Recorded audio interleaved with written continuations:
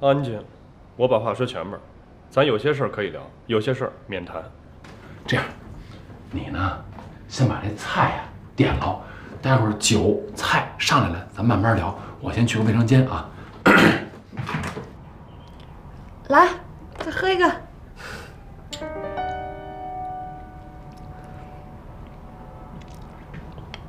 那个，你们俩是怎么好的呀？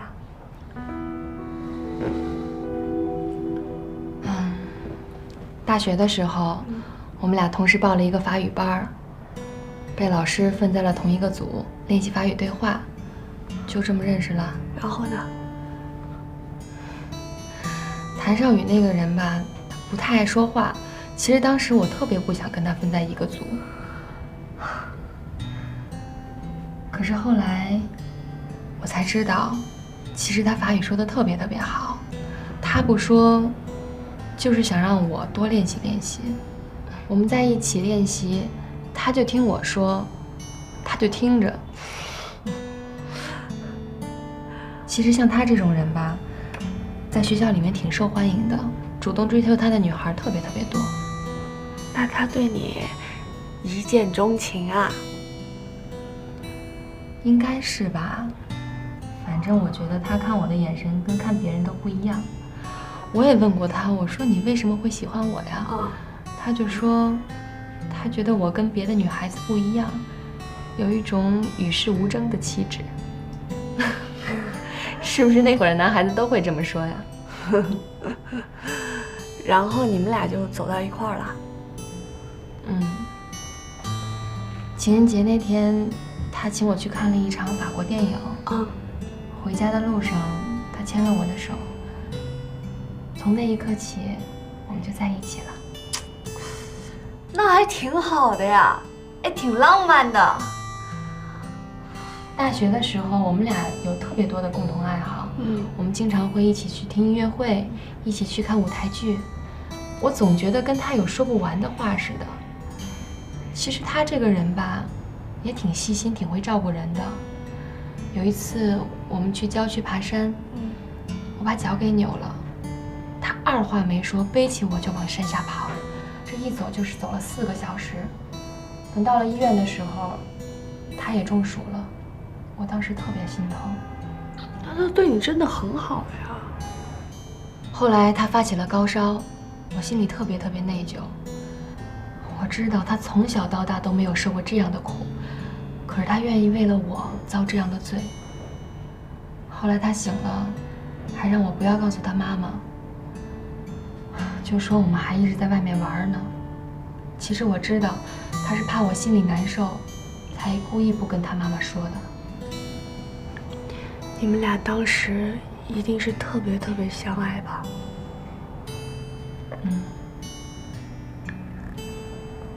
后来毕了业，他就跟我求婚了。我毫不犹豫的就答应他了。你们俩都结婚了？是啊，我还记得领证的那一天，太阳特别好，他就站在阳光下，笑着对我说：“就嫁给我，放心吧，我会一辈子都对你好，一辈子都照顾你的。”可是没想到，很快一切都变了。你怎么就觉得他变了呢？我不是跟你说过了吗？他又爱上了其他的女人，然后把我给逼走了。然后你就改名换姓，把名字都改了。我当时觉得天都塌下来了，我的世界里面只剩黑白，没有彩色了。我当时就觉得尚文芳已经死了，我只有改了名字，才可以重新开始我的人生。你这故事说的，我怎么觉得前半段是我认识的谭少宇，后半段我怎么觉得不像是？你们才认识他多久啊？我都认识他那么长时间了，都没有看清楚他的本来面目，你们怎么可能就了解他了呢？而且你们真的不要被他的外表所欺骗了。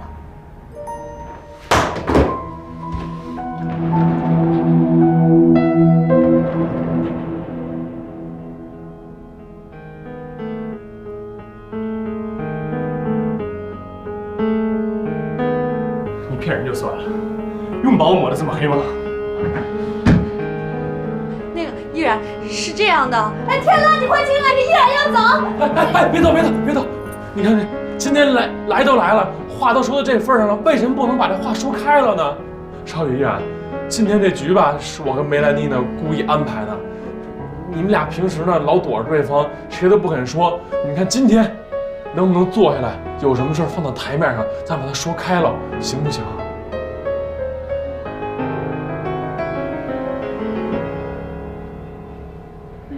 那我先说了啊，你们两个说的是2个版本，少宇跟天乐说的一个版本，你告诉我又是另外一个版本，完全不一样，我们不知道哪个是真的。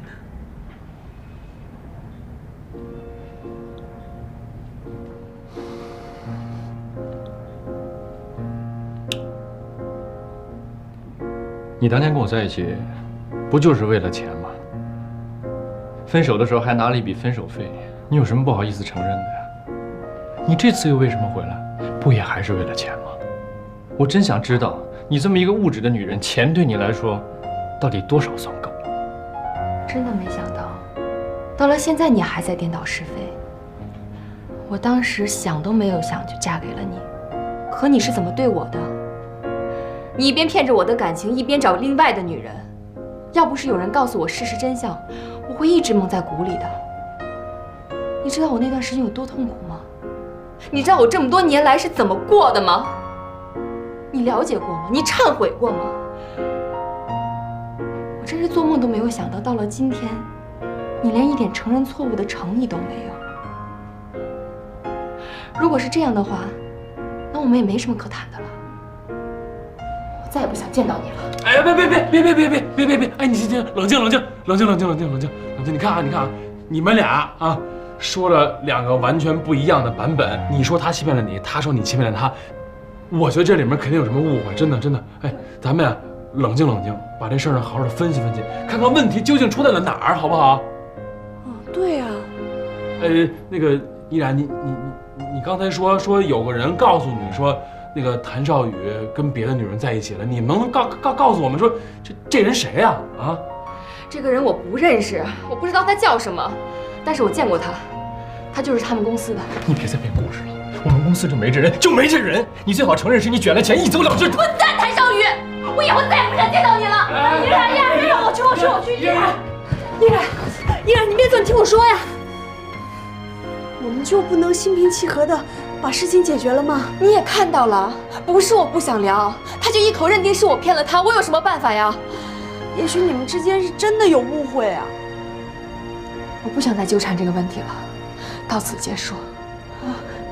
难道你就没有想过重新回到以前？我不再抱有这个幻想了。那你忍受这么多再回来又是为什么呀？我以为我能看到他，哪怕一丝丝的忏悔。可惜我太天真了。你还爱少宇，对吗？早就不爱了。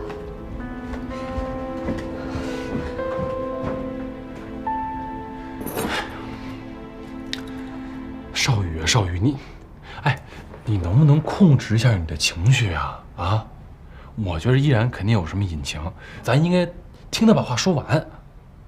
他有什么隐情啊？他在编故事，我一句都听不下去。可问题是，现在你们俩说了2个不同版本的故事啊，是吧？都没证据吧？你说他撒谎，他说你撒谎，那我们应该相信谁的呢？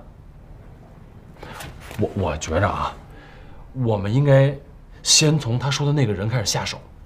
林天乐，我们公司就没这人，你听懂了吗？没有这个人。你别急呀，你看你老急。哎，咱假使说咱信依然一回，如果这人他是你们公司的，你觉得这么一个人出来干这么个事儿，他会出于什么目的呢？这是你假设的，我不知道。你告诉我他为什么，出于什么目的，行吗？他会不会受什么人的指使呢？我们公司所有的人都听我的，我不发话，没有人敢干这事儿。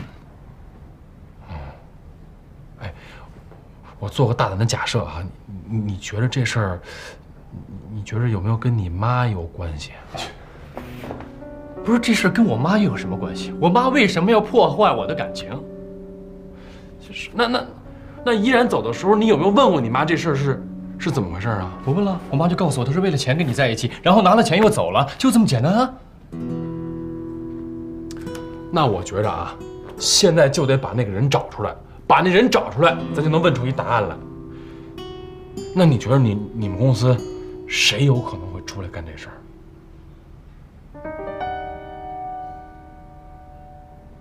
我们公司有胆干这事儿的，一定是我妈身边的亲信，否则没有人有这胆儿。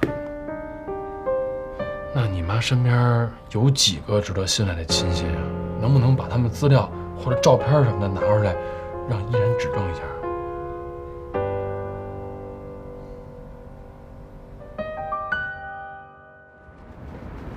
哎呀，你别删了，这空调都修好了，还删个什么劲儿？主要是心热，扇一扇凉快。那你看着点时间啊，别让上面者回来。早呢，我看着呢。哎呀，哎呀，你看，我觉得差不多了吧？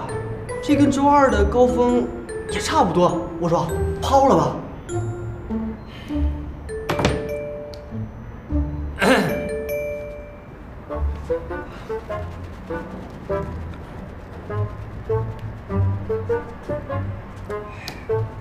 们呀，就是太没技巧。你别看它就是买进买出，那是个技术活啊，不能一看高就抛，眼小失利，也不能一直放着不管，眼大要命。关键是得时刻关注这个行情和动态。就中午这点时间，大家都在看，你们这竞争力太小了。这话吧，我就只能说到这儿，剩下的就得靠你们自己悟了。悟，我看是耽误的误。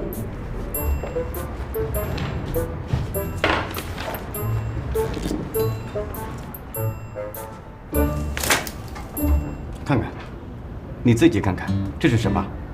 你告诉我这是什么？啊？你怎么算的？这什么比例啊？你是不是要回到高中重新学习立体几何啊？啊？自己瞎胡闹，现在还给我带着周围的也瞎胡闹，你什么意思啊？你想干什么？啊？不，孙总，你别生气，我知道自己错了，我下回绝对不犯。坐下！你给我好好想一想，你的工作来得容易吗？当初费了多大的劲儿，你自己费了多大的力呀？这些年来，我不说你有多出挑，起码没出过错。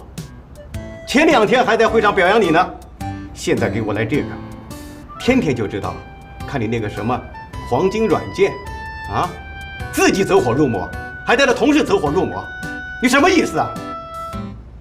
有人要买你，搞垮我们所啊？孙叔，你不想干你就直说，这份工作有的人要干。别，孙叔，您别生气，您消气儿，我错了，我错了。少教我书，我告诉你啊，你再这样下去浑浑噩噩，下次你们全家来都不好使。别说我不给你爸爸面子，就没你这样的。您说的都对，我真心诚意的，我给你道歉。道歉？去吧去吧。你想干什么？图。那样。哎，您别生气，我保证不会再犯。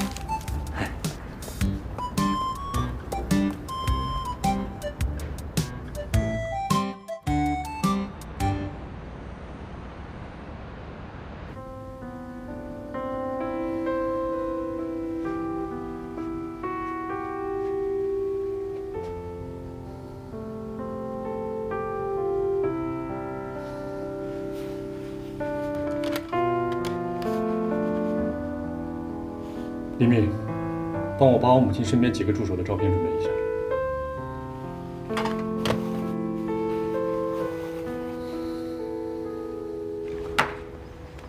这几个是我母亲手底下最得力的助手。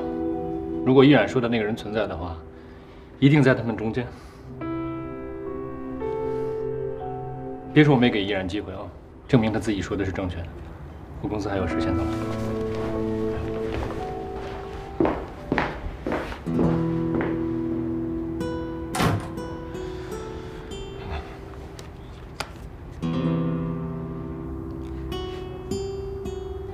没有你说的那个人吗？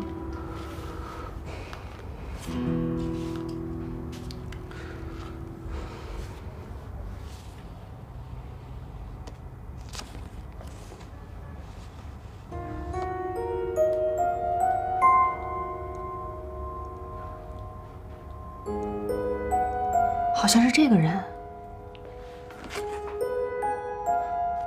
确认是他。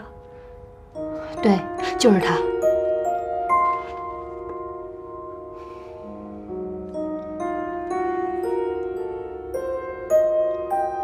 如果是这个人的话，这事儿一定跟我母亲有关。那你觉得现在去问你妈，能问出个所以然来吗？我问了很多遍，什么都问不出来。哎，那现在就是把这人找出来，问他，一定能问出个答案来。哎，那怎么着？现在能把这人找出来吗？简单啊，约他出来，随便找个理由就行。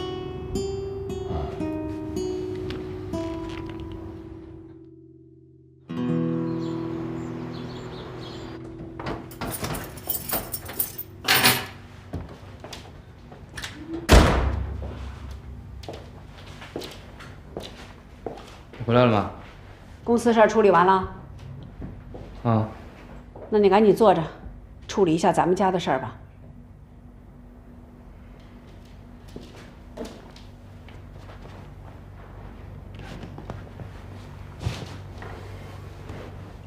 什么事儿？海宝，早上换门禁，我发现昨天咱家进贼了，房产证偷了，我已经报警了，警察让我们下午去做笔录。你怎么还报警了呢？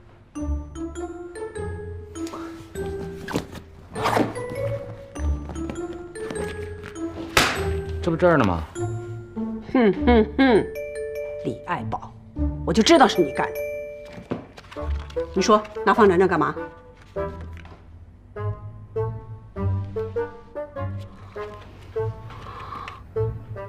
是不是为了那个小哑巴呀？你不是告诉我他一分钱都不要你的吗？那这么看来，他不但要了，而且要的还不少。宝啊，咱们俩上次坐在这不是说的清清楚楚吗？只要你肯结婚，你有困难需要钱，妈妈愿意把这个房子都卖了。你要房产证直接跟我要啊！你偷干嘛呢？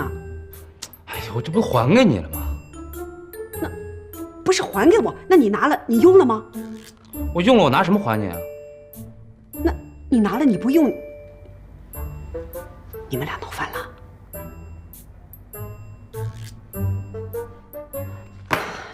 李爱宝，你赶紧告诉我是怎么回事，行不行？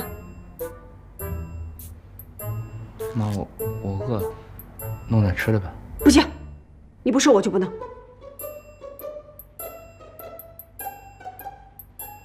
好好好，我去弄啊。吃完了要告诉我。你说你为了个小哑巴值吗？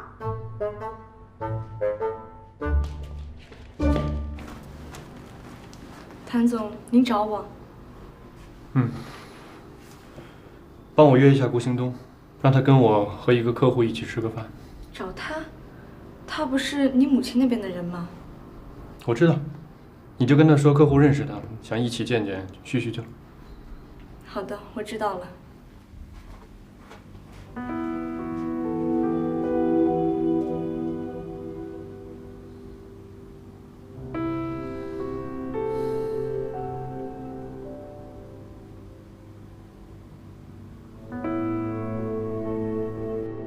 请进来。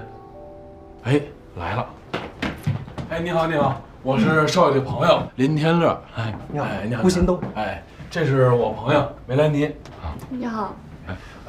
这位你认识吗？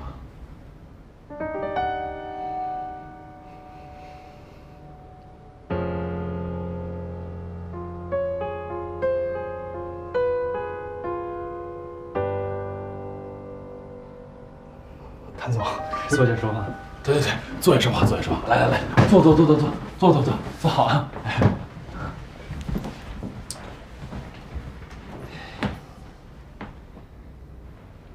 他你认识吧？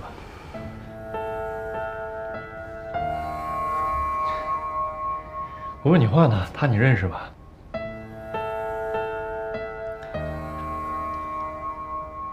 谭总，有些事情我不方便说。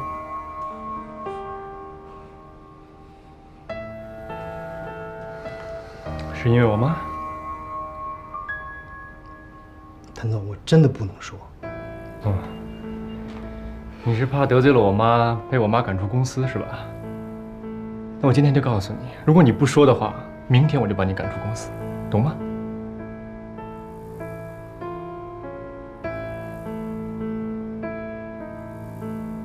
我最后问你一遍，你认识他吗？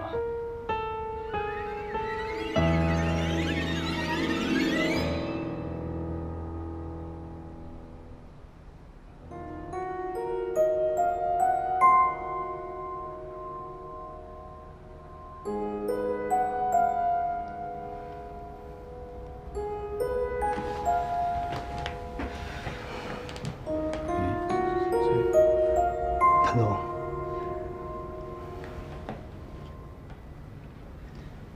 对不起，当年这一切都是你母亲一手安排的，我也是逼不得已。什么？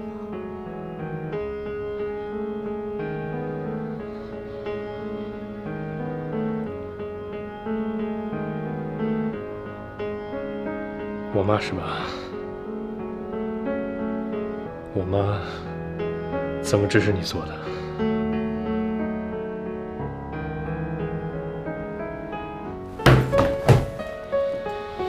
说话。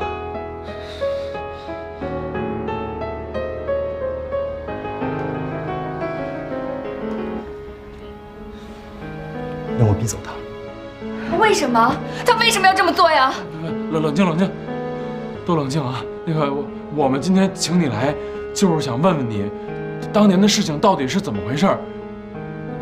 他说，少宇以前是因为喜欢了别的女孩，所以把他抛弃了。但是少宇说他呢，是因为骗婚骗财，最后揽了一笔钱就消失了。我们想问问你，他们俩说的哪个版本是真实的？他们俩都错了。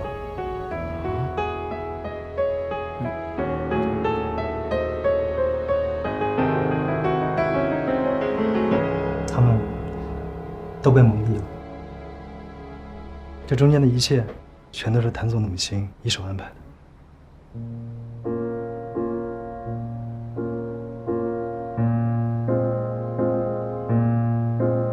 他妈妈策划了一切。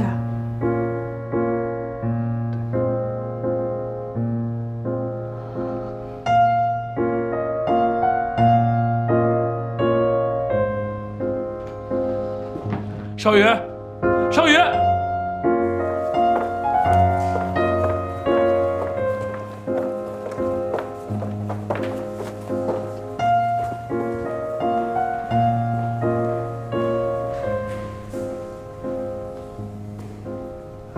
李总，不好意思啊，麻烦您回避一下。好的。怎么了，少宇？脸色这么难看。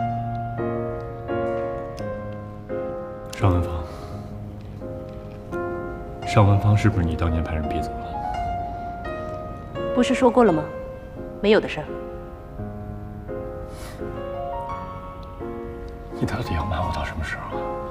我找到证人了，他也全都告诉我了。妈，我只是想看一看你亲口告诉我，这事到底是不是真的？没错。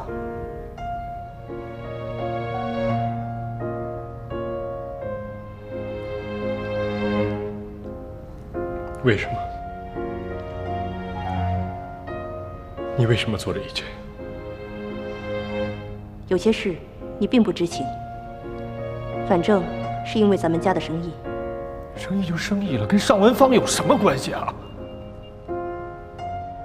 少宇，我做的一切都是为了你。如果当年你继续跟尚文芳在一起，只会埋下隐患。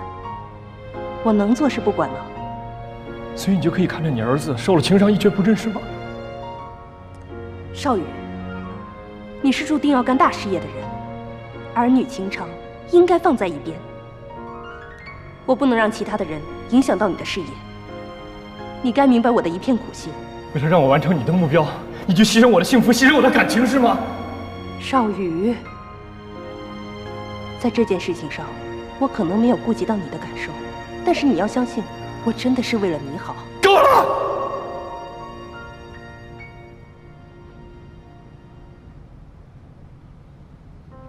我真的受够了吗？我不想这样，我不想再受你的掌控，我够了。我告诉你，在这件事情上，我永远都不可能原谅你，永远。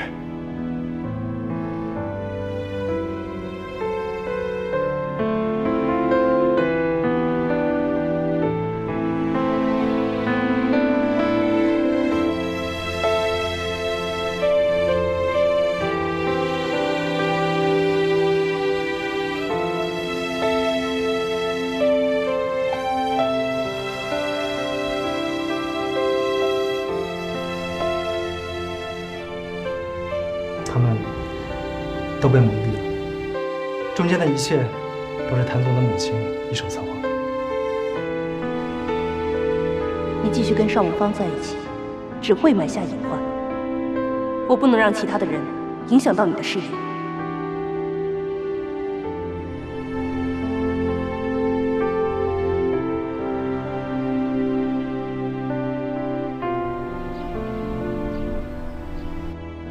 昨晚喝大了，现在一直杵在这儿。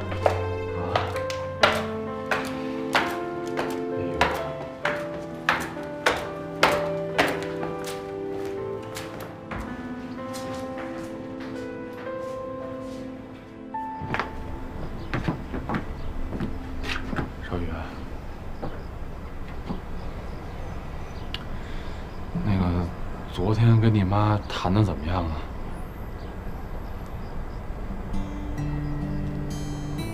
他都承认了，是我误会依然了。不是，那既然这样的话，咱赶紧找依然去，你好跟依然把这事情说清楚啊！啊，少宇，我们都看得出来你还爱依然。你要是个爷们儿，你就去把她追回来。失去一次，别再失去第二次了。对，要不你换个衣服，我带你过去。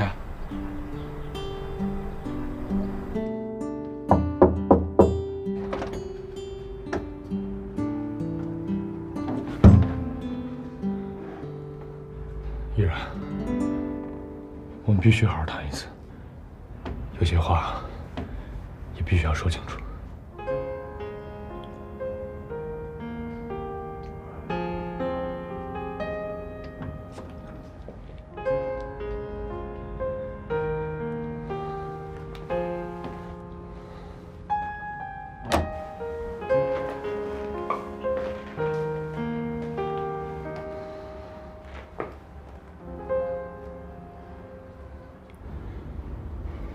哎，你应该去把依然接回来。我把依然接回去。哦，她现在一个人住在这儿，也没人照顾，多不安全啊！哎，你搞清楚啊！我刚刚受到伤害，我这还没缓过来呢。哎呀，你一个大男人跟女孩计较什么呀？再说她住在这儿，有个三长两短，你跟少宇怎么交代呀？对不对？不是，照你的意思说，我就应该把这口气我憋回去。对呀，而且你得亲自去把她请回来，要不然依然肯定不愿意。哎，我受到了伤害，然后我还把凶手请回家去。你跟少宇还是哥们儿呢？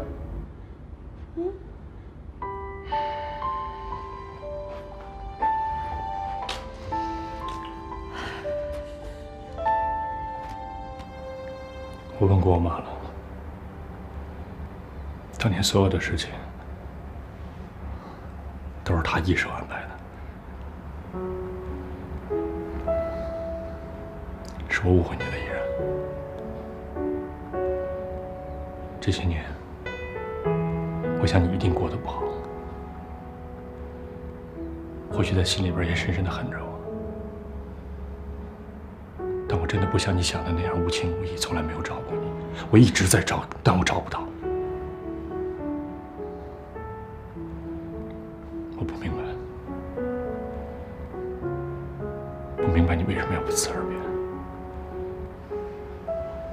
我也痛苦，痛苦了很多年。你知道吗？每天晚上我都会拿着你的照片看。我问自己你去了哪儿？谁能告诉我？但没人能告诉我，我只能傻傻的想。无论当初你怎么骗我，只要你能回来，我一定原谅你。只要你能回来。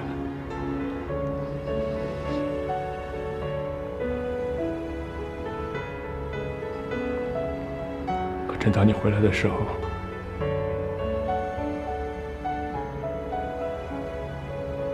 你却是天乐的女朋友。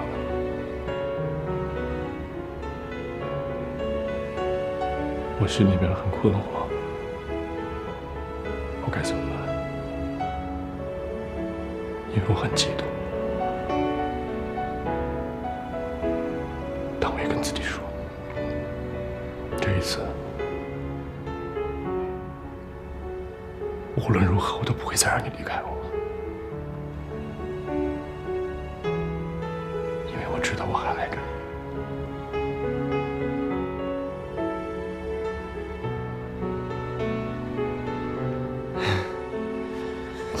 我知道我跟你说这些，现在显得很苍白，但我今天来就是想跟你说，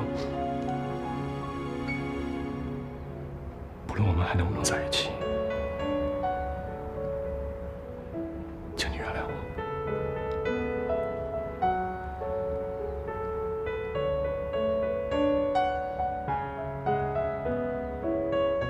你知道吗？有一些伤害是注定无法弥补的。你走吧，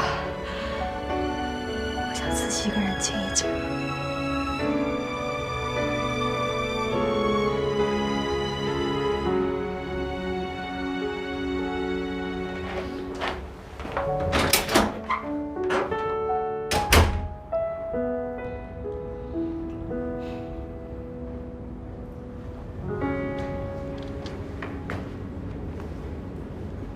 你们聊得怎么样啊？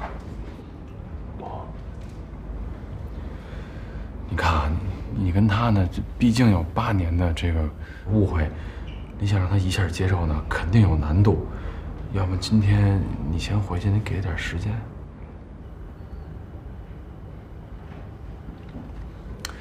要不这样，我再帮你去试试，好不好？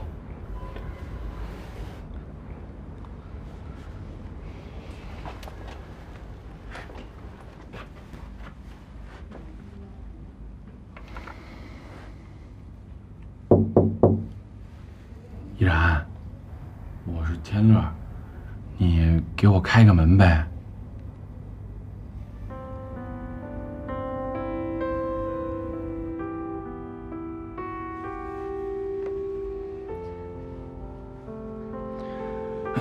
那个少宇他也是不知情，才跟你误会了这么多年。我知道，这一下让你呢把这误会都给打消了，也不太可能。是应该多给你点时间，但是你能不能开个门，你们俩再谈谈呀？天乐，你别再说了。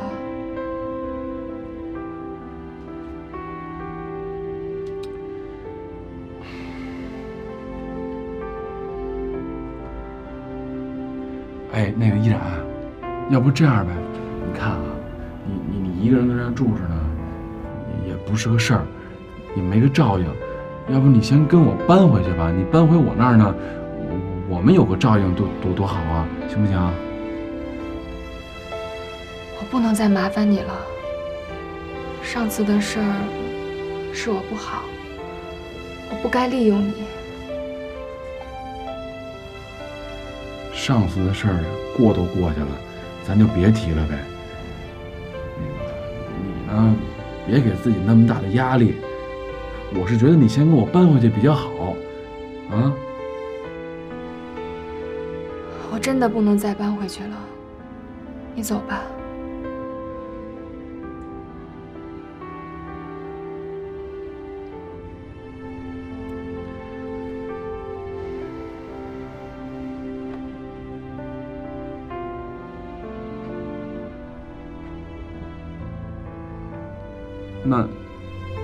那你自己好好静静。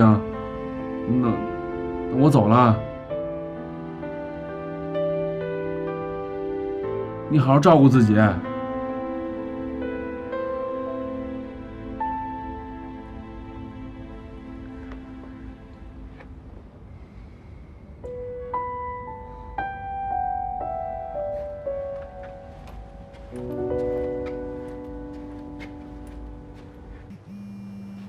哎，李密。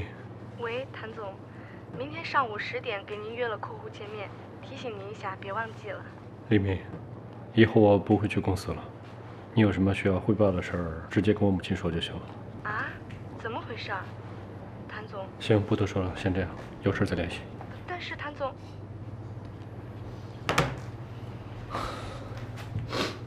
你不去公司了？不去了，不想给人当棋子。你跟你妈妈怎么谈的呀？有没有好好聊呀？谈了。其实我知道，我妈做这些事儿都是为了我好，但是她从来没有问过我真正的感受，她不清楚我要什么，所以只有摆脱她，我才能拥有我真正想拥有的东西。嗯。无论你做什么决定，我都支持你。其实我能理解你对依然的感情，你们俩现在都还爱着对方，只是因为前面的伤害实在太大，所以都需要时间。不过我相信你们一定会重归于好的。也许吧。虽然现在我跟依然之间已经没有什么误会了，但我真的觉得他对我还有很多的敌意，我也不知道什么时候他才能不这样。哎呀，坚持呀！我相信你坚持，依然一定会感受到你对他的爱的，而且我们都支持你。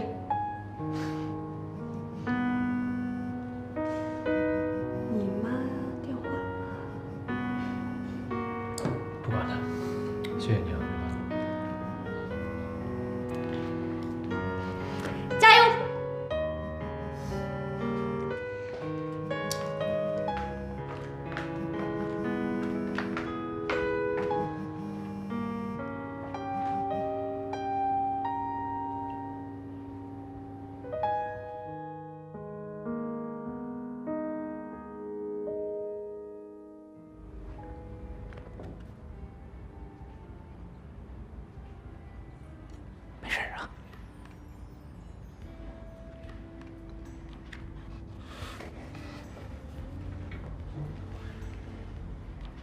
夏丹，你吃辣吗？啊妈，他不吃。我问你了吗？吃吗？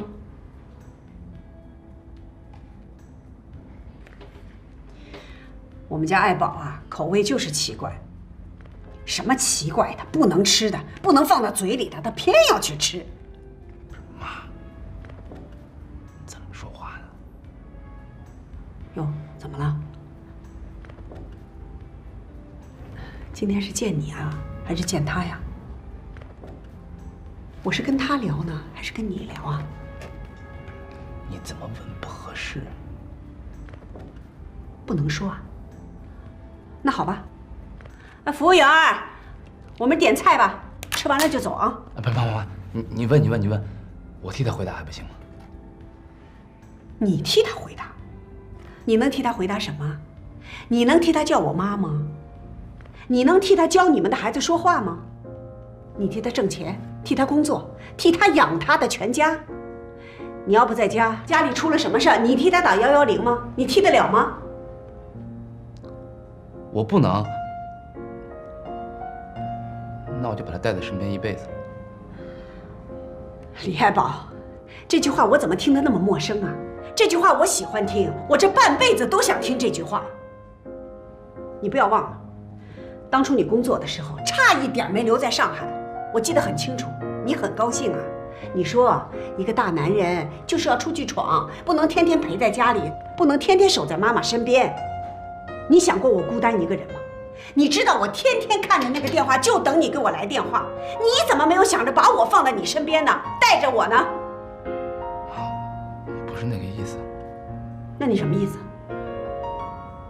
你怎么就不明白我的意思呢？我很明白，我明白你的意思。你不就是想娶她吗？可以啊，你把她娶回家吧，我就走。房子现成的，家具全套的，我还不够明白吗？不是，你能不能别把人想那么卑鄙啊？卑鄙？儿子，不是妈妈把人想的卑鄙。你是我儿子，我当然知道，你这个人不卑鄙。很难说有的人会很卑鄙，跟着你一起串通好了来骗我。前2天电视上还说了，不要装着自己像个清纯的小姑娘，一边走路啊一边采花。你也回头看看，你破坏了多大的一个花园。谁骗你了？谁想骗你了？我说妈，你好歹也是个有文化有修养的人，你怎么说话这么过分呢？李爱宝，你当着这么个莫名其妙的人，你这么跟我讲话，你能不能讲点道理啊？我怎么不讲道理了？对不起。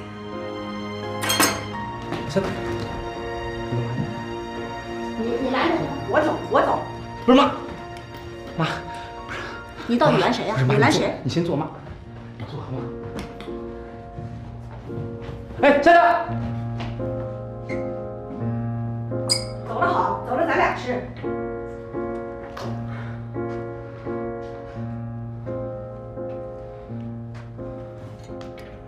妈，我知道你担心什么。你不就怕他是个负担吗？当初我跟薛晶晶在一起的时候，你怎么那么通情达理？又要给钱，甚至要把房子卖了，那可是你跟我爸一生的积蓄啊！夏丹他1分钱都没问我要过，怎么就到他这儿就不行了呢？我就是喜欢他，他不是不会说话吗？我就喜欢他不会说话，我就要跟他在一起。好，你和他在一起吧。我明白告诉你，我就喜欢薛晶晶，我愿意给他钱，给他房子。为什么？因为他是个会说话的人。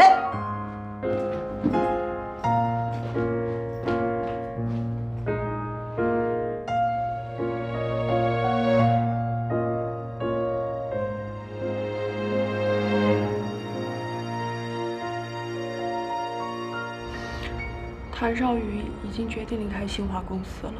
真的？哎呦，这回是真豁出去了。其实挺伟大的，表面那么冷峻，骨子里还是重情重义。你说他当惯了少爷的人，离开公司能习惯吗？他既然这么决定，肯定是想好了。我觉得现在最重要的是，少宇心里最牵挂的是依然，依然又不肯原谅他，咱们俩得想想办法帮帮少宇吧。这依然啊，受伤太深，你让他一下原谅谭少宇呢，这需要一过程，咱不能着急。你有什么好主意吗？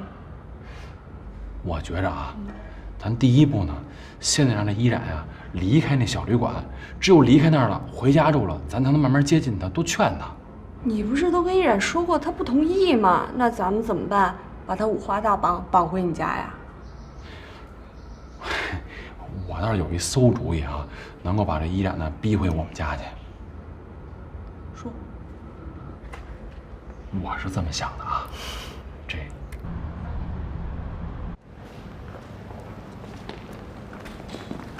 张老师，哎，过来了。哎，您好，我来接依恋。依恋，那个他刚才已经被爸爸接走了呀。爸爸？嗯。哦，您是说全家福照片上面那位吗？对啊。那我知道了，谢谢您啊。不客气。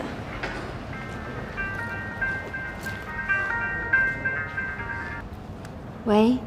哎，依然，我把依恋呢接回来了，晚上你来我这儿吃饭吧。好。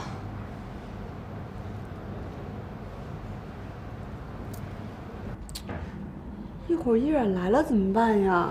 我哪知道怎么办呀？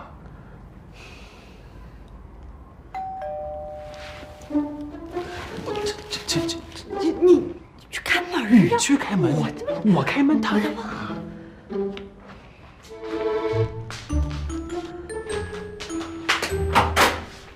依然，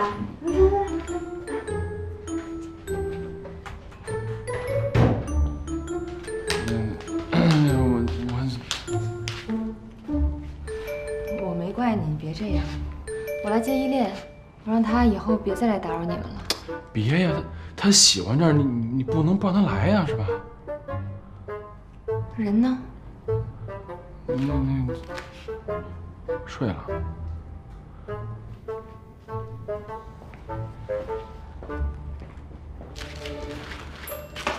今天晚上啊，说什么也得让他留下。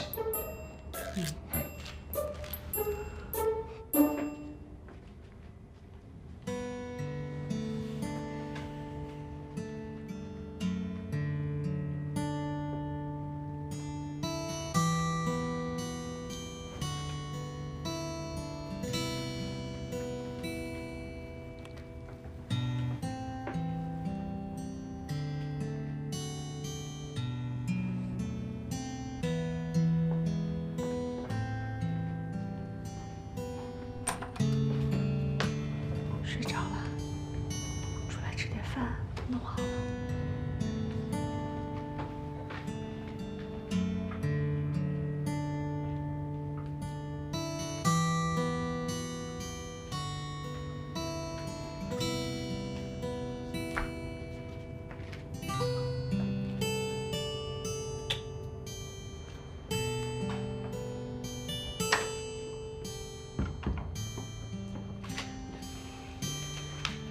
旅馆跟家里没法比，你在那儿想吃个热菜热饭都没有条件，不像在这儿，那儿一点家的感觉都没有，对不对啊？对，没错。而且那依恋啊，喜欢我这儿，我什么都有。你看，游戏机也有，玩具也有，要书也有，你就别让他去那儿，那小旅馆多不方便啊。真的不行，我真的不能再给你添麻烦了。你要这么跟我说的话，你就属于见外了啊！我没见外，我也没有别的意思。我这2天正在找房子呢，等我安顿好了就请你们过去啊。你要这么说的话，你就是还在跟我别扭呢，是不是？我真没这意思，你别误会。那就这么定了吧。咱吃完饭我去小旅馆帮你把东西搬回来，好不好？啊，你就别为难我了，我过2天就能找到房子了。你看你老你。我睡醒了。哦，你睡醒了。哦。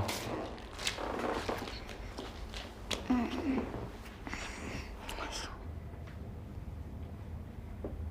能不能跟你商量件事啊？什么事儿啊？我们能不能不去住小旅馆啊？对，你看你那孩子都说了，能不能不搬去小旅馆住啊？我喜欢天乐镇，我们不要去那儿住了，我们搬回来好不好啊？哎呀，你就答应我嘛，好不好？你看孩子都求你，你就答应吧啊！你看你这衣服都穿上了，行吧？哎，这就是定了啊！来，吃饭！那个马上好啊！都凉了，赶紧的。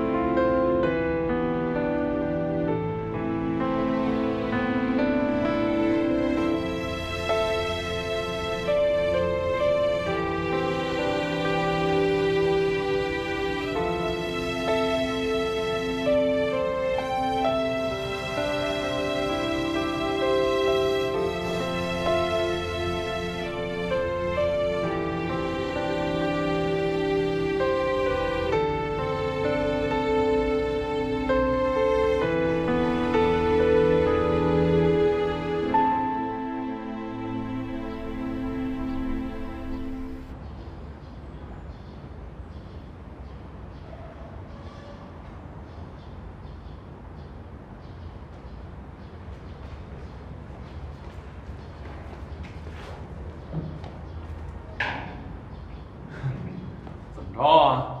情绪不高啊？没事儿。又是跟薛老师吧？啊？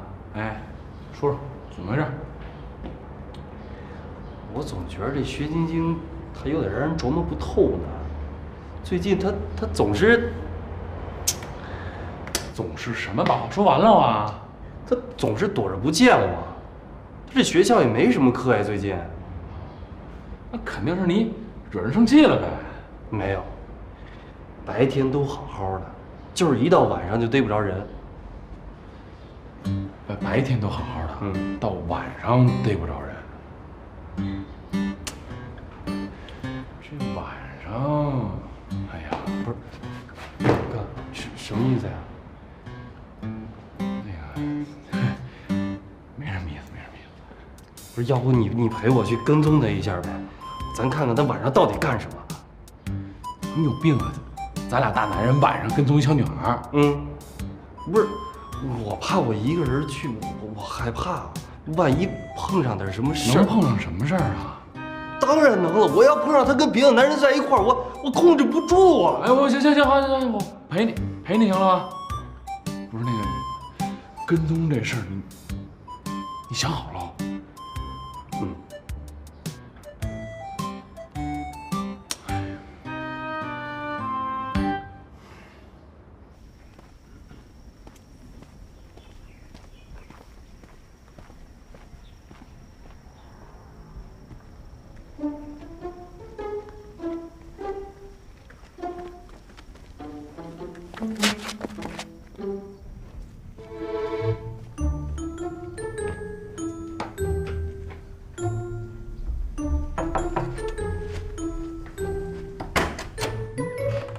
晶晶，你来了。不好意思，我来晚了。我在等你，进来吧。好。哎，你干嘛去？你干什么去？冷静啊！冷静！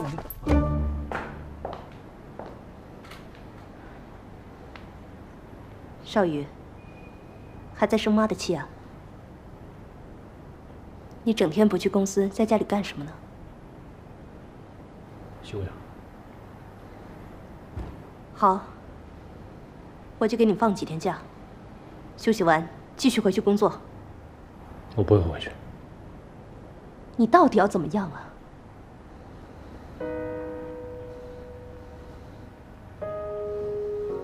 你去给依然道歉。让我跟尚文芳道歉，那绝对不可能。只要你一天不跟他道歉，我就一天不回公司上班。少宇，别让妈太为难。我现在告诉你我的决定，我要把依然追回来。你疯了！你跟谁在一起我不干预，就是不能跟这个尚文芳。为什么？我连选择自己喜欢的女人的权利都没有吗？少宇，我辛辛苦苦栽培你，是要让你成就一番大事业。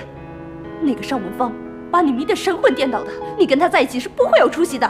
我不稀罕，我就不有出息，怎么样？你太让我失望了。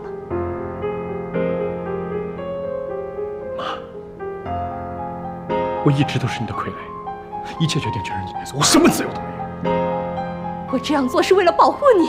我不需要，我可以靠我自己。靠你自己？靠你自己能做什么？我帮你安排好一切，你坐享其成有什么不好啊？我再说一遍，我不要江南生活，我不要。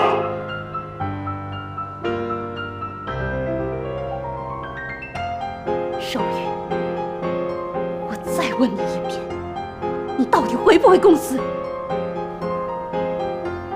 不回。不回公司就给我离开这个家。好啊，我离开。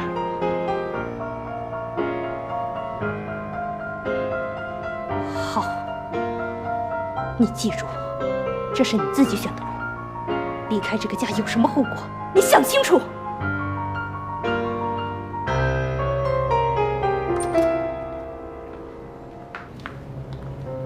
阿姨来了，阿姨好。什么情况？我要搬出去。少宇，我再最后问你一次，你真的愿意为这样的女人连妈都不要了吗？我在最后回答你一次，我要摆脱你的控制，活得像一个真正的男人。但是你别忘了，你首先是我儿子。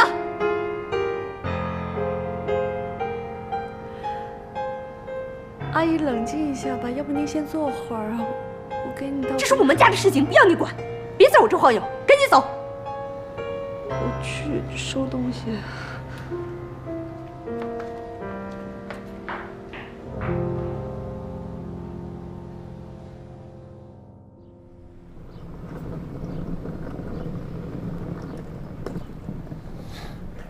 你怎么也出来了？你都出来了，我还能不出来吗？我跟你一样无家可归了。哎，你今天跟你妈妈是怎么回事啊？你正是吓了我一跳。因为依然的事儿。哦，对了，刚才你进门的时候不也一直喊依然的名字吗？怎么了？依然终于答应不住小旅馆了，回天乐家住。他一个人在外面还带着依恋，的确挺不安全的。是啊，这挺好的。你这去哪儿啊？我还能去哪儿？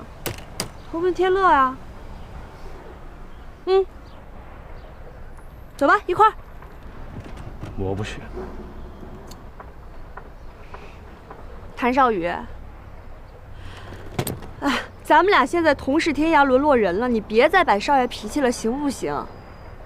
好，你平时一直都住别墅，突然一下集体生活会有些不适应，但是我以一个过来人的身份告诉你，调整好心态，有地儿住就行，别挑了，走。不是因为你说的这个，依然还没原谅我，住在一起的话不方便。那你就想办法让他原谅你呀。哪有你说的那么容易啊？啊，行了行了，你快走吧，不用管我。那你去哪儿啊？哎呦，都说了你不用管我了，走吧。那我走了。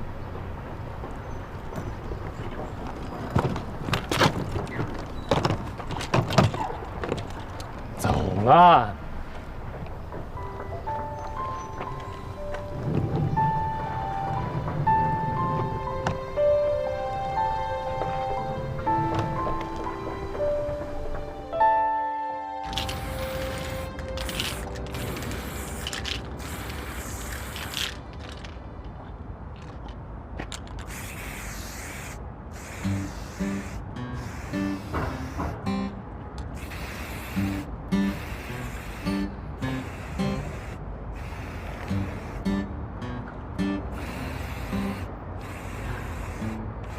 哥们怎么了？这昨天呢，我们呢看见薛晶晶进了一个高档公寓，跟一个所谓的成功人士，俩人在谈工作。大下午的上公寓里谈工作。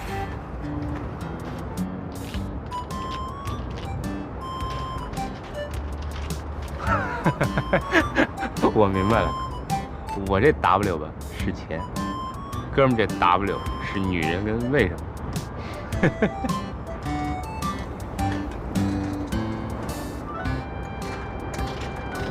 你说为什么呢？这女人为什么大下午跟人上公寓呢？不信她是那样的人。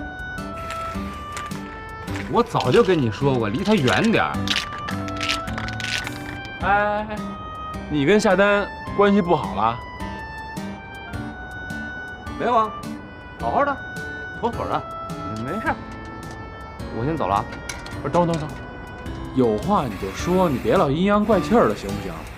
谁阴阳怪气儿的？本来就好好的吗？我这无事一身轻。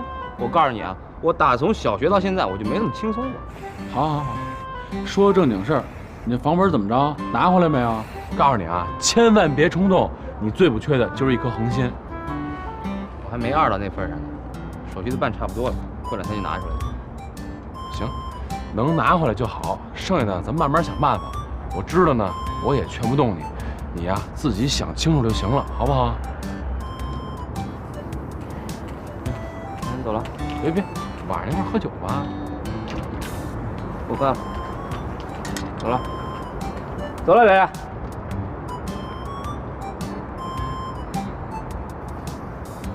行，都是艺术家呀。